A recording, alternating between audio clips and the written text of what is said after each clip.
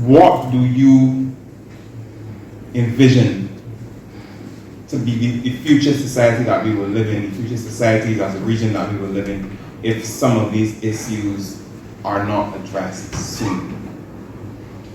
I don't think we have to look very far. There was a statistic that was saying the suicide rate in Barbados is very concerning. One of the newspapers I was reading, every time I see an announcement of suicide, I get this pit in my stomach, because I know that there are tools out there that could help. I know that if there was access, if we were a society that encouraged, go seek help for this challenge, that these people could be here right now. And I don't think we have to look at what would happen in the future. I think we just have to look at what's happening now and be able to address it in a meaningful way. Access is one of the big challenges, right? Of course, I could sit and talk from my chair because I am in private practice. However, funding and that's why I said guidance counselors have to be psychologists. And sometimes, people I get licks for saying this, but our people deserve the best.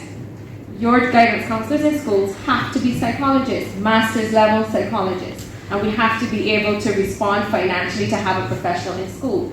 It's not a maybe, it's a need, right? And if we say young people are important, the professionals and the resources must match what we're saying, and right now, unfortunately, they don't.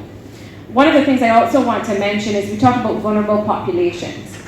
We talk about youth, we talk about the LGBT plus community, we talk about persons who are in lower socioeconomic backgrounds, right?